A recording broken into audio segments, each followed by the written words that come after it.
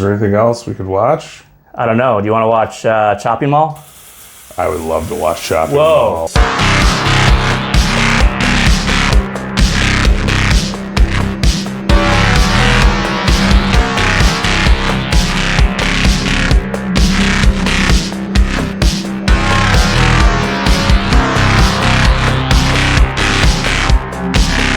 We decided we're going to watch Chopping Mall. Love Chopping Mall. It's a great movie. Right, How many times have you seen Chopping Mall? I've probably seen Chopping Mall like 5 times. It's but a good like each time is great.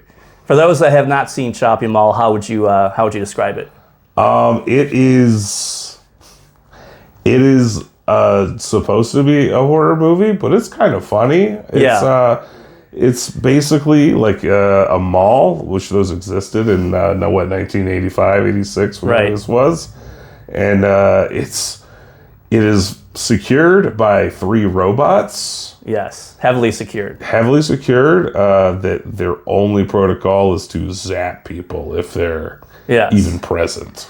And there's a group of employees that are supposedly teenagers in the movie, but they're clearly not teenagers. One is actually a married couple. Mid-20s, yeah.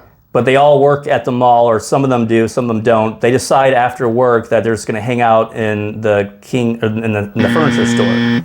Mattress King, right? Mattress King, the name of it? King, I forget the name, but they're hanging out in the furniture store. Park Plaza is the mall. They have a presentation. They show a video demonstration of the robot in action. And so we see the demo. You know, there's this really weird couple at the beginning that just say a lot of annoying things throughout the presentation. They keep interrupting. The guy who invented the robot says that absolutely nothing can go wrong.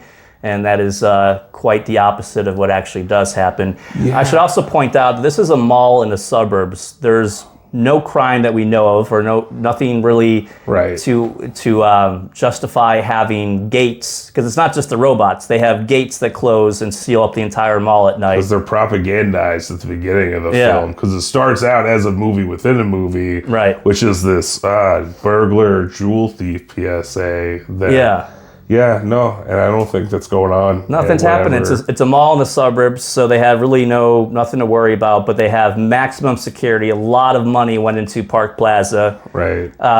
Between the robots that probably cost $1 million each, and then the gates that seal up. Also, I'm wondering, if you have gates that seal the entire mall at night, then why do you need robots? Yeah, it is. It's so overkill to have these Death Star panel doors. We see the actor, I think Rodney Eastman, who played Joey in Nightmare on Elm Street, Dream Warrior. He is in the opening credits as the shoplifter of the record store. We get to the restaurant where Susie and Allison both work. So they're at a pizzeria in the mall, and there's a chef barking orders. He kind of looks like he bathes in marinara, and he's just chain smoking cigarettes over the food. Film on his shirt. His shirt has a lot of just grease, and I'm not entirely sure what else. It's very dirty for somebody that is, I mean, I don't feel like it should be that dirty. It looks like it is currently being painted, like it's a fresco or something. It almost looks like art, the way it's kind of formed. It's kind of like an abstract. Yeah. He's got a Pollock on his shirt. He doesn't wear an apron, so there's no aprons happening at this particular restaurant, so everything is just kind of wiped on the shirt. You had mentioned earlier that the dish falls down as she's preparing it to bring to a table, and there's corn, right? Corn. It's a slice of pizza, yeah, and then corn, like niblets. So she's, mentioning the menu items: Luigi Belly Busters, garlic logs, anchovy pizza. I mean, doesn't sound terrible, but also just, I love the name Luigi Belly Busters. Yeah, it's like they could have done Mario Belly Busters, but they knew that Nintendo was going to... Yeah, Nintendo was going to sue. Involved. Yeah, no, they were like, Luigi, though. But how appetizing is it to have food called Belly Busters? Like, don't you just want to, gravitate towards that? I know it doesn't sound great for your actual body, but that sounds good. It does sound good. So... I make fun of what they're called, but honestly, I would eat everything off that menu, most likely, except for the corn. I don't want corn on my pizza. Yeah, no, and that's like a very, you're in a school lunch.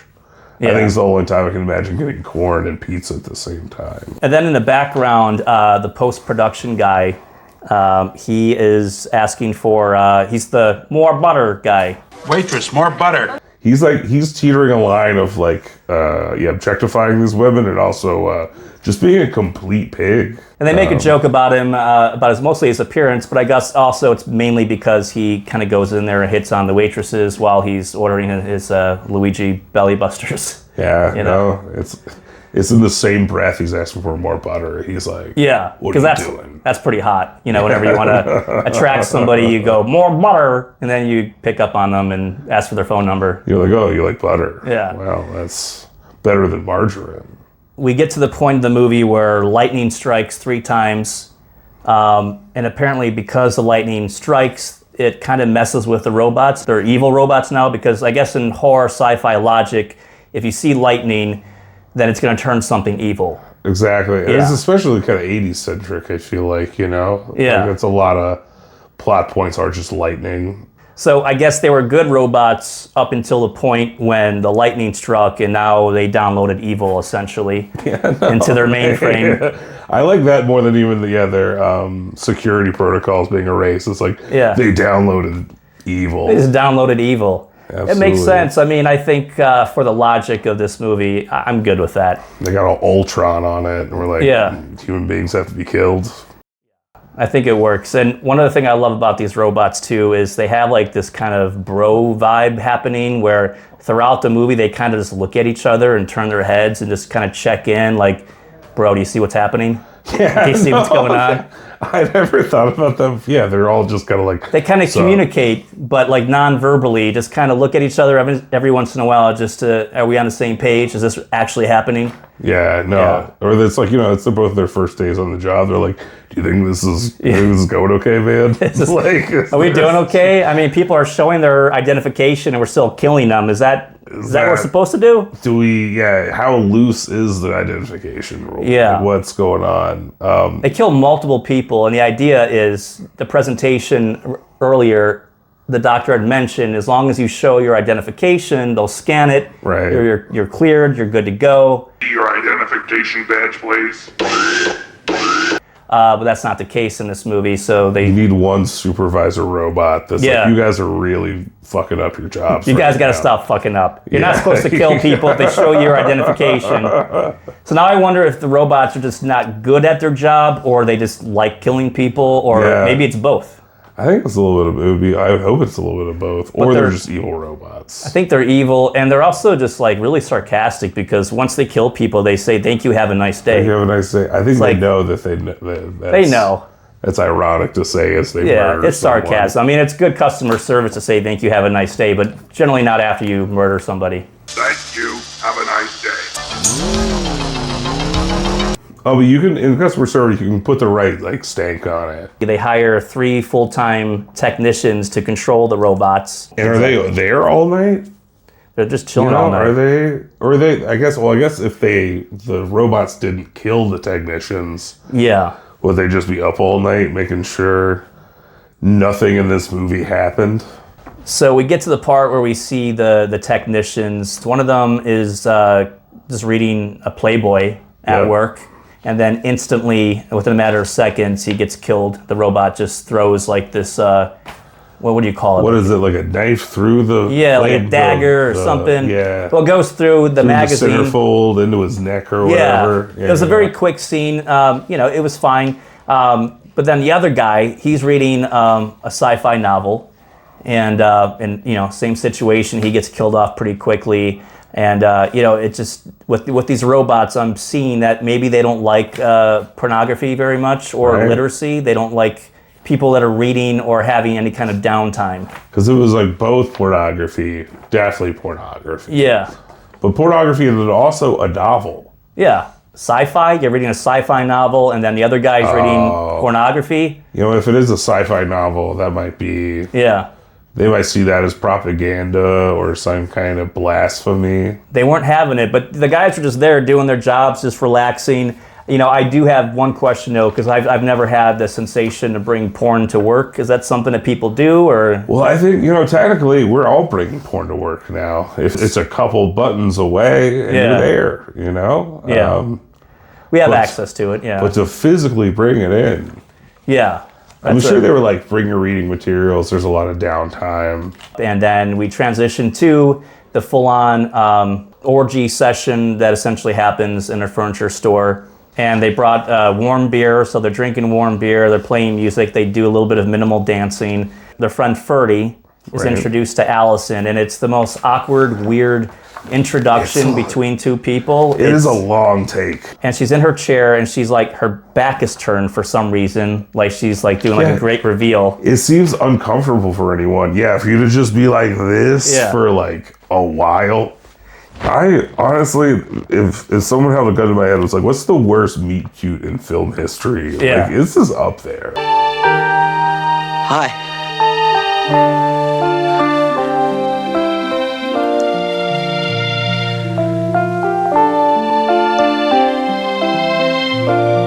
And then there's the music, there's this dramatic music that's playing. It's just It's weird. a very over the top, cheesy. It's a weird scene. So yeah, the couples are all meeting, they're rendezvousing, they're hooking up, they're like 6 feet apart from each other on display mattresses. They're ruining the non-sexed on mattress clause of the store. You smell like pepperoni.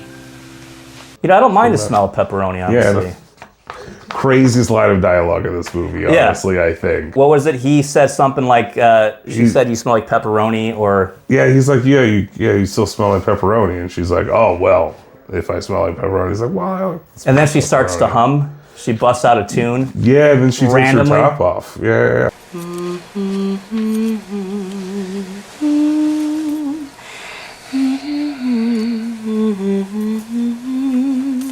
And so all the couples are hooking up. You've got the gum chewer guy hooking up with his girlfriend. Right. No, we talked about this guy. He was chewing his gum at the beginning of this movie.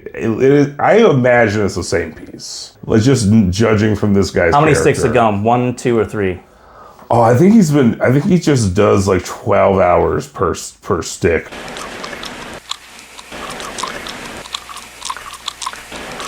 Hand me my badge, please.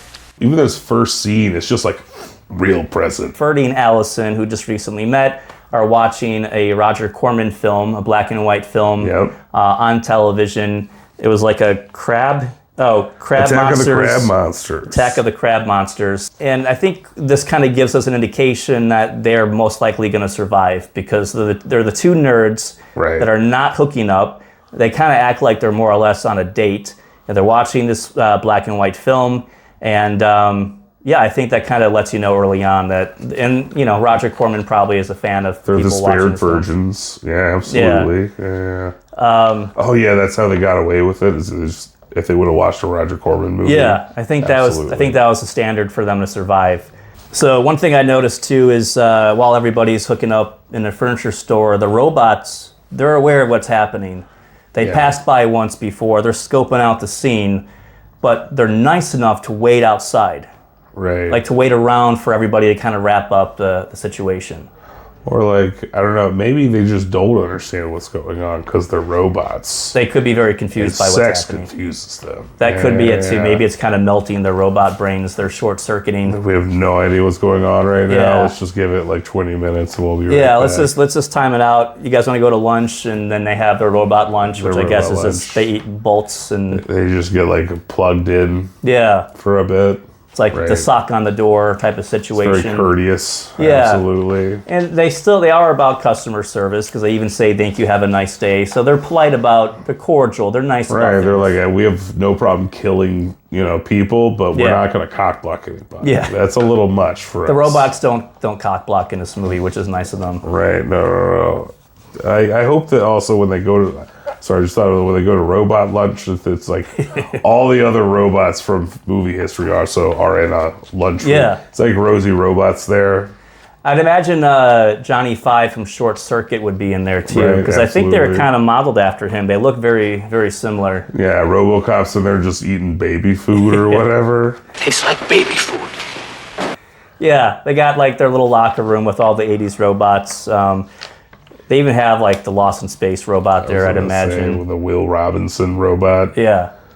I'd love to see just a whole bunch of robots having lunch in the break room. It's talking about their day. Oh man, this is exhausting. RoboCop's got to have a lot of stories. Yeah, oh dude, just C-3PO is just like everyone's like energy vampire. What are you talking about? I'm going to regret this.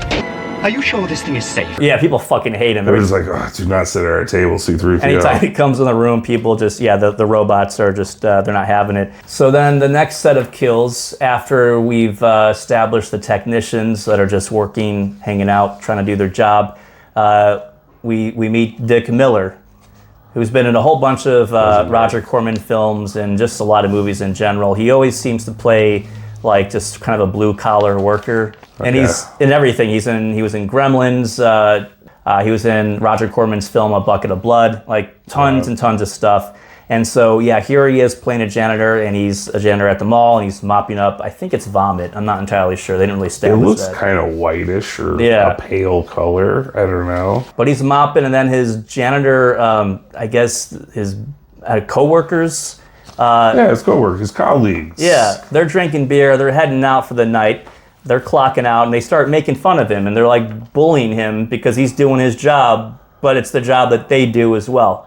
Yeah, it's like, why are they clocking out so early? There's still a job to be done, guys. And they're drinking beer as they're heading out. I think you should allow janitors to drink beer. I think that should be a part of the job. I think they should, I actually would agree. I think it's kind of not a fun job. So if I were a janitor, I'd probably want to be drinking alcohol. I try and drink a little bit when I clean my bathroom. So I assume if you did someone else's, you'd want to like get a little drunk. I think any kind of manual labor, especially when it comes to cleaning, it's just nice to have a couple of cocktails and just get wasted. One of the robots dumps or kicks over his mop bucket. And that was like a big no-no. So Dick Miller is very upset about it because he just, he's working on the floor. He's almost done. The robot messes everything up. So he kind of gives the robot some flack. He's a little mouthy with it, and rightfully so. Rightfully so. You can get mouthy with a robot. It's a robot. It's a robot. So he shows him his badge because the robot's asking for the badge. Almost everybody that it kills off in this movie, it's asking for your identification first. Right. So then he shows off the identification, and that didn't matter because the robot just decided you're gone, you're done. Yeah. It's very dirty cop of these robots. But like, what? I didn't. Yeah. Looks like a fake to me. I don't pop out, So he gets electrocuted. It's probably one of the more standout scenes in this movie is the electrocution. It happens very quickly. He's pretty much on smoke, and it's a good transition into the next scene when Mark is asked by, I believe, Leslie to get a pack of smokes from a vending machine. Mark is the gum chewing guy, The gum chewer. We just call him gum chewer. Gum chewer, yeah. That's like on the IMDb. But yeah, he has Camels, right? Which is a fine cigarette. I've from Winston-Salem, North Carolina myself. But she only smokes Virginia Slims, like my mom. I've been there before. Yeah. Those they're like very skinny cigarettes. Very skinny. And I guess they look like they look fancy when you smoke them. Like, I guess you can hold it like all fancy. It's a little more, maybe French or something. Like a Southern Belle or something. Yeah, exactly. Like I'd imagine if you smoke Virginia Slims, you have to have like an Arnold Palmer and sit on the porch and just kind of have like a Southern accent. Big Southern hat, like a big derby hat or something like that. Yeah, so they go down to a cigarette vending machine, which if you were born after, I don't know, like 2000, you probably don't know what those are. They were in every mall and every restaurant. And I remember I used to sneak into, I didn't have to sneak into, I just go to a restaurant lobby. And in the lobby, they had a cigarette machine. And I could just, after school, like during high school, I would just get off the bus, walk down to the restaurant, go in there, get a couple packs of cigarettes. Nobody said anything. It was very easy. Yeah, like a machine doesn't ID you at all, Yeah, it was amazing. And even then, I was like, I can't believe I'm getting away with this because this is so stupid that they just leave it out in the open for everybody. Right. A robot approaches him, as they do. They're doing their job or the job they think they're supposed to do. So he gets accosted for his badge. Yeah, that didn't work out for him either. And because I don't know, honestly, he's lucky he had it. If I was in his shoes, just got back in, you're in a rush, I would have forgot my badge. But he was eager to get back to what they were doing. So clearly I understand, the need to get the cigarettes, show the badge, and get going. But stopped dead in his tracks. The robot launched some kind of harpoon. It seemed like he like grabbed him clamped him on the throat. After dropped him the Date Earth Stood Still line at him. I love how that has still influenced like a pantheon of like later movies, including Chopping Mall. Here. Klaatu, Barada, Nikto, okay? Army of Darkness as well. Klaatu, Barada, necktie, nectar, nickel. So it seems like it clamps him and then like eventually maybe cuts his throats. Yeah, so Leslie, she got tired of waiting around for her cigarettes because they never came, so she goes looking for him and discovers that he's dead. And then not too long after that, the robots come after her. We have this cool sequence where she's running down, I guess, near the escalator, and the robot's chasing her. It's shooting lasers at her. And then eventually we have that awesome sequence, and probably the most famous scene in the movie, and I call this like the Gallagher special effect, because her head just becomes a watermelon and it just blasts right through it. It's a great shot. It's a very good, the way the blood hits the window, like in front of them. I'm sure it's been explained how that sequence was done, but there's got to be some DVD commentary somewhere. It's so quick, but very effective, and especially for a low budget, because this movie cost, I think, $850,000. It was very low budget, even for then. So, and they shot it in 22 days, I believe.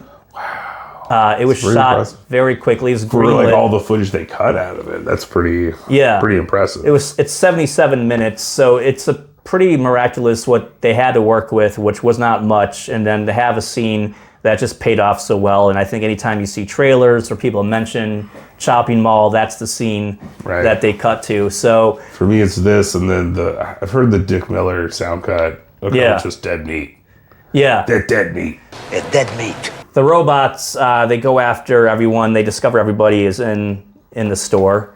They're still hanging out there, so they just blast through the storefront, break down the windows. Yeah, there's that plate window in the front. You just run through it. Yeah. And shit. Yeah. Pretty cool effect. And they start just blasting their lasers everywhere. Yeah. Like literally everywhere. It's too many, honestly. It's a pretty cool sequence, and I love the sound effect, because it sounds like battery operated robot toys. It's like if you got RoboCop on sale at JCPenney. After everything we've seen, Allison lures one of the robots into a paint store, throws a bunch of paint on the floor, so it spins around. And I'm glad she got to repeat back to these robots their catchphrase. Have a nice day! She's like, it's like a mic drop moment. Yeah, I would have thrown a fuck in there probably somewhere. I would have a nice fucking day. Yeah, that would have been a little bit better, more impactful, I think. Yeah, high explosion, the entire store just blows up, and it's honestly a great explosion shot. And so that's it. Her and Ferdy are the last remaining survivors of the movie. It's a bit of a fake out. You think Ferdy's dead. It's kind of the same story as that guy who has the head injury in Billy Madison, who comes back. That's right. In that one point in this song, it's kind of the same situation. Same situation. I don't know. What would you give this? If you had to rate the movie, what would you give it? What's it out of? Out of 5? Yeah, 10? like 5 bags of popcorn, or five killer robots. I give this like 3 killer robots. Yeah, I think I'll give it maybe like a 4. You know what? Happy with it. The logic is fine. I mean, some of the best horror movies, in my opinion, have like the worst logic. I converted it out to a 4. You're right. Yeah, it was a good one. Well, Chopping Mall. This has been Scene Autopsy. Case closed.